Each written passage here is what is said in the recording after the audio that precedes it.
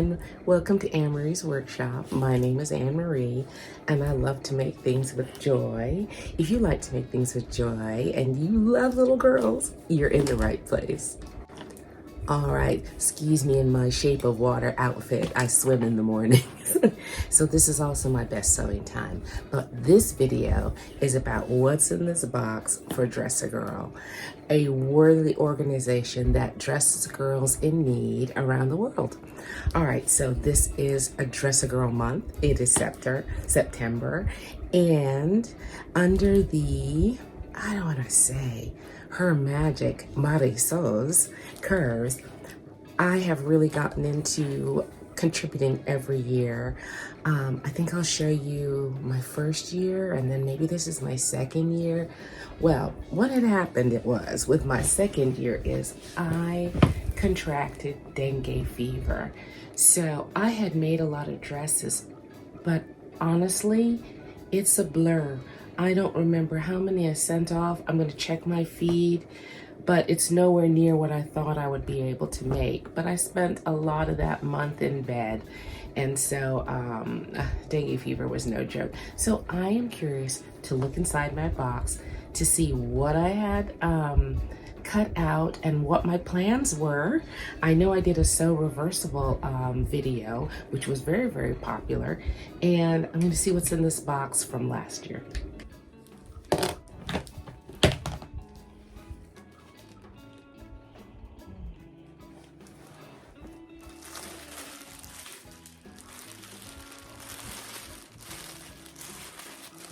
Llamas, cupcakes, balloons, coordinating pockets, oh, little tiny red ladybugs. Okay.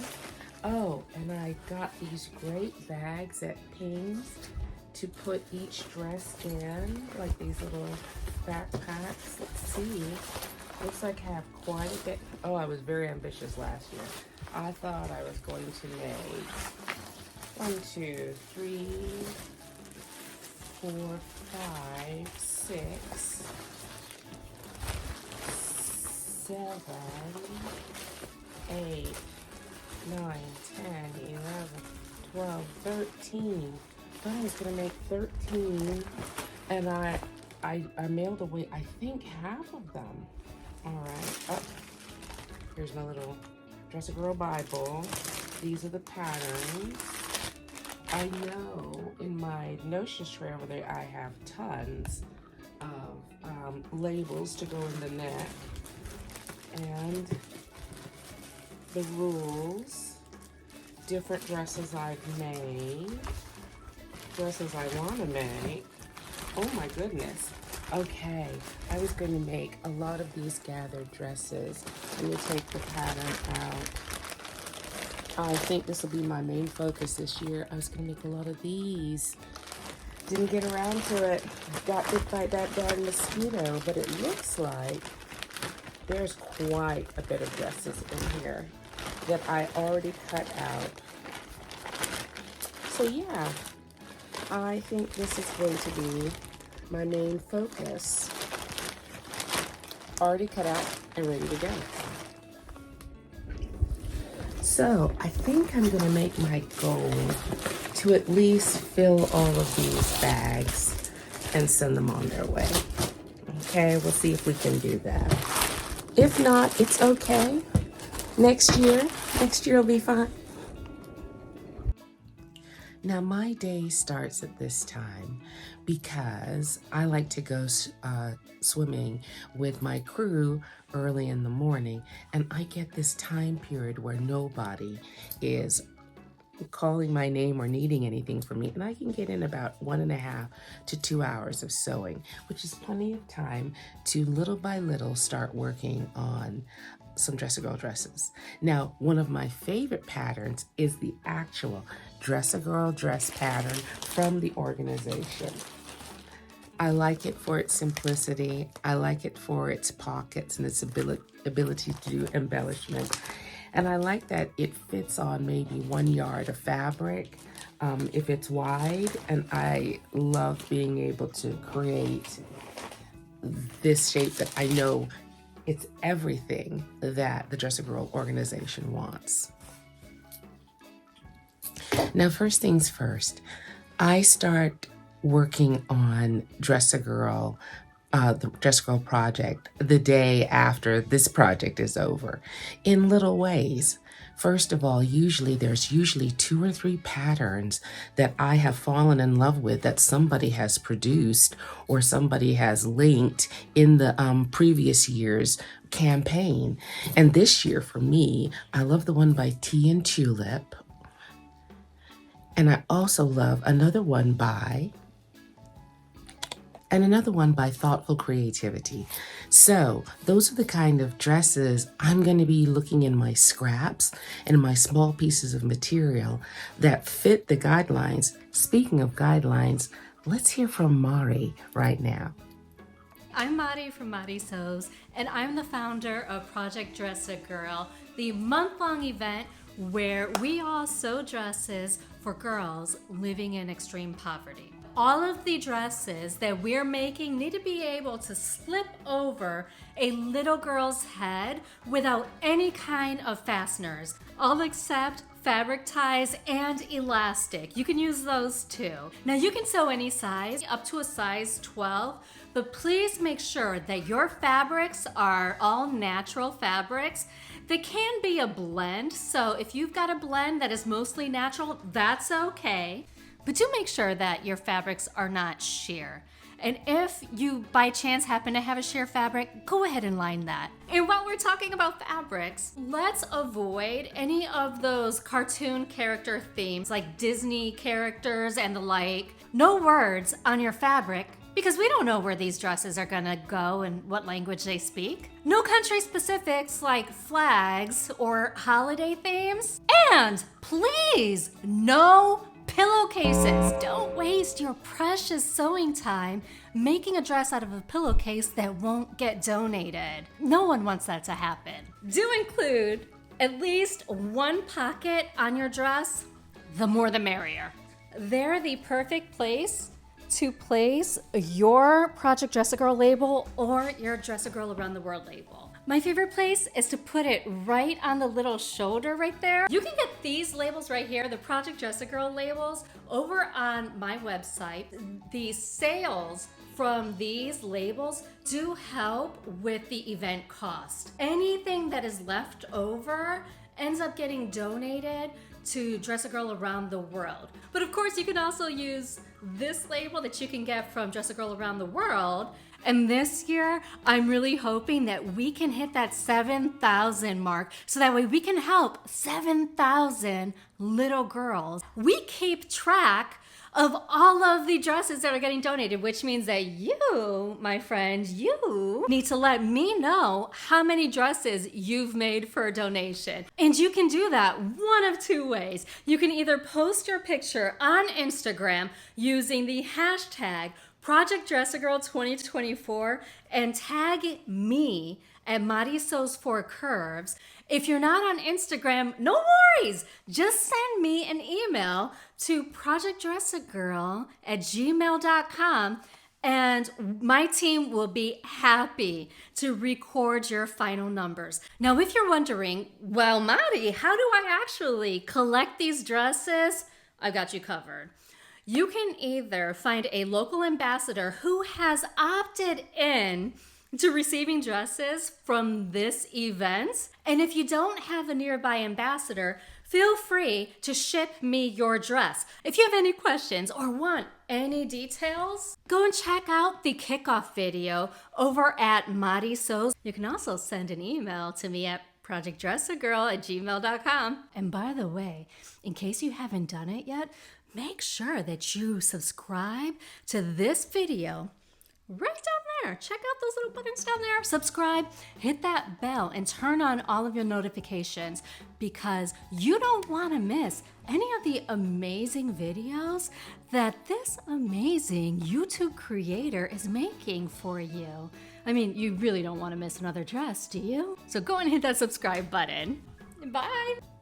All right, I hope that clears up any questions you have about the Dress a Girl Project 2024. So, like I said, I choose something from, say, this year. So most likely I'm going to look for these two patterns. I've already downloaded them. They're free, you all. I'm going to probably start looking in my scraps and the things I make, my ankara, my cottons, and things like that, and start cutting out these shapes in various sizes. I'm going to start that this year to get ready for next year. Initially, I used to try and make 2 dresses a month, along with whatever I was making for that month. But I found that I love sewing with everyone. I love knowing that in September, other people are on the same project that I'm on. So I love kind of devoting, and it's also a good transition into the rest of the year because I've just finished my reversible challenge. Then I'm ready to sew dresses for little girls, and then we're moving into the holiday season. So I really love this whole project. So like I told you, I was sick last year. So I created quite a few of these dresses. I cut them out, and some were completed and mailed off, but some weren't. So I'm spending the first part of the campaign making up these dresses that never got to go anywhere last year. So my llama, my cupcakes, and my little ladybugs. I'm gonna finish them up first, and then I'm gonna start on a pattern that I was very attracted to last year. And you see my balloons. All right, I was very attracted to this pattern last year. So I cut out quite a bit in various sizes, like big girls, little girls. I love this because it facilitated my my pattern haul, my fabric stash. Okay, so I cut out quite a bit of these. So I have them in all different sizes, all different colors. So once I finish this classic dress, once I put all the bias binding and complete those, I'm gonna start on these. And let's do a little sew along, okay? And see how it comes out. See if it's what I need. I'm attracted to it, but it may not necessarily be the best thing for the program. We'll see. Okay, back from the pool and ready to get started on this particular pattern, which seems to be comprised of, let's see, front and back bodice, sleeve, because the neck is going to be a gathered etch, an elasticized neck, and skirt tier number 1 and skirt tier number 2. So it seems like it would be a simple make. Only thing is I'm going to have to approximate pockets because every Dress a Girl dress needs pockets because we need to put our stuff in things. All right, so let's get started. Now on my Dress a Girl dresses, or all my clothes in general, I love to French seam because I think you're going to end up with a sturdier garment and there'll be no raveling or anything like that. No chance for the sleeves, for the seams to ravel, especially you don't know how harshly these dresses are going to be washed. And so you have to kind of make allowances for that. Okay, so I'm going to stitch the front bodice to the back bodice through its connection with the sleeves. So,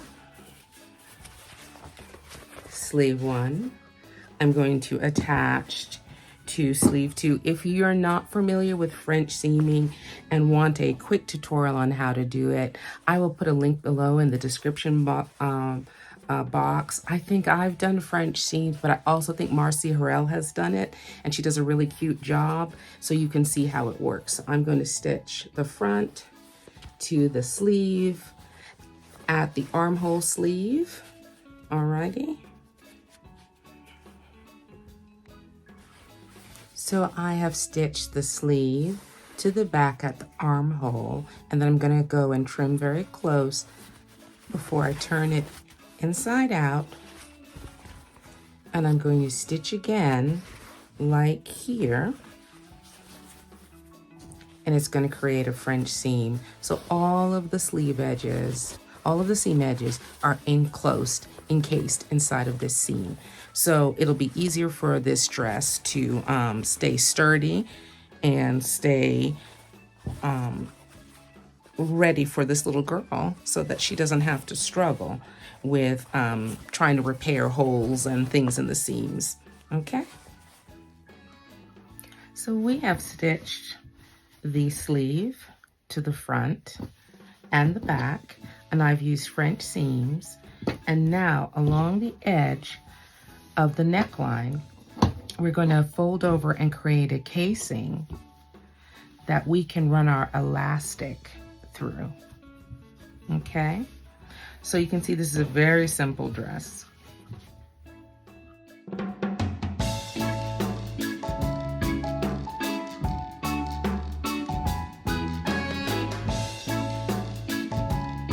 Now at this time, I'm not going to place the elastic through the neckline edge. I think I'm going to leave the front and the back free so that I can add the layers of the gathered skirt. I think it would be easier to handle. And once again, I also have to fashion a set of pockets, and I think I'm going to take the small pockets from the Small Dress a Girl pattern and see if they work on this dress. And you can see these pockets right here. I think they'll be really cute on this dress, and I have some rickrack, so I think we're gonna give it a try. So I decided on these batik cotton for the pockets. It kind of goes with it. It's kind of funky, but it goes with it. And I have some rickrack left over, which is gonna make a lot of noise, I'm sorry. And I think this will go very nicely along the edge inside. Okay, let's see.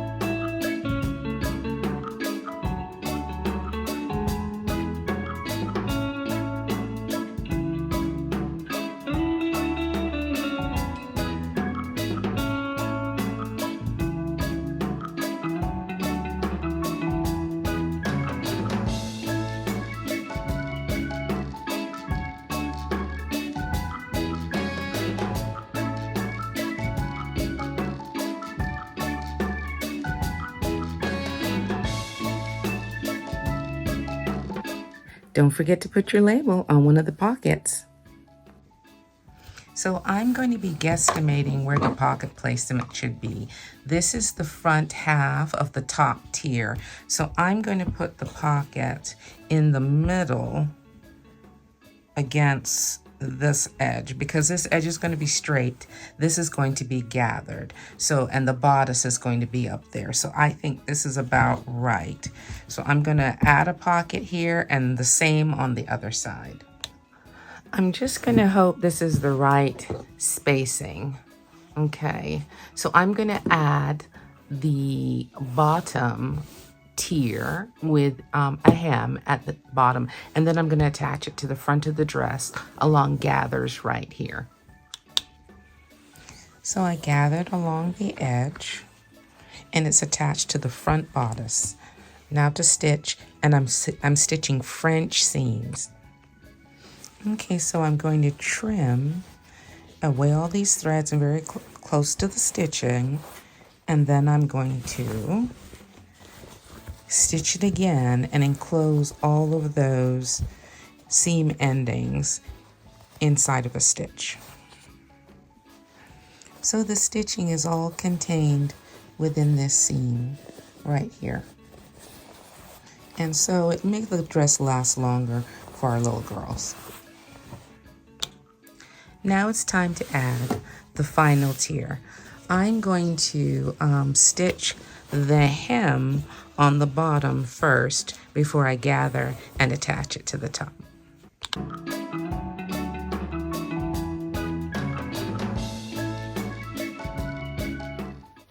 Okay, so now I am going to French seam the sides and make a casing for the sleeve. And we're going to run the elastic, and this little cutie is ready.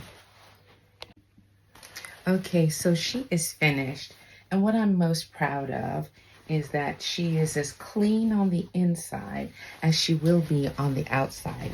All she needs now is her pre-measured elastic guides for the sleeves and the neckline, which are included in the pattern, and she will be ready to go. Okay, so while I string this through, I wanted to take a minute and talk about the Dress-A-Girl philosophy and the whole idea about using our talents to help people in places where they are struggling. I believe last year we even helped people who had gone through a bad storm, because I think when Mari got the dresses, there were little girls who had lost everything and needed a dress. And nothing makes you feel as good as when you see someone maybe a continent away wearing something you created out of your scraps, out of your time, out of the love that you have in your heart for human beings. And so that is why I love this so much. And this is why I salute Mari, because she has taken this on. This is her project at this time of the year that I look forward to it every year. I love the concept, but she does a lot of grunt work, because last year, I think it was over 5,000 dresses came. Can you imagine 5,000 dresses showing up to your house? And you have to get them to the right places. And this year, the goal is 7,000. And I think we'll make it, because I'm probably going to do more than I did before, because I don't have dengue fever this year, y'all. Oh, that's something kind of things that you read about in books like the Poisonwood Bible and stuff, and you think, that'll never happen to me. Well, I got bit by a mosquito while on vacation, and it happened to me. And so the dresses to my left are really leftovers from that. I just couldn't sew anymore. I couldn't do anything. A matter of fact, like I said, I had to look at my feed to see what I had sent Mari. So the neck is done. I'm going to do this sleeves, and then I'll show you the final dress. All right, c'est fini. She is pretty. I like where the pockets are. I like the neck edge. No buttons, no zips, just over the head and on. This is a size 8, so I can heartily endorse this pattern, Simplicity 2377. I like it. I would have liked it if I could have done color blocking. I have about 10 of them cut out, so I'm glad that they worked. These pockets from the Dress-A-Girl Foundation, I'm sure you could come up with your own pockets, work really well with it. All right? Okay. I hope you enjoyed this. I enjoyed doing it. I hope that you participate with Dress-A-Girl or support them financially. I will go ahead and leave the link below to their organization. And I hope that you make one dress, 2 dresses, whatever you can make if you're a sewer. If not, please support them financially. It is a great organization. All right. See you soon. Bye-bye.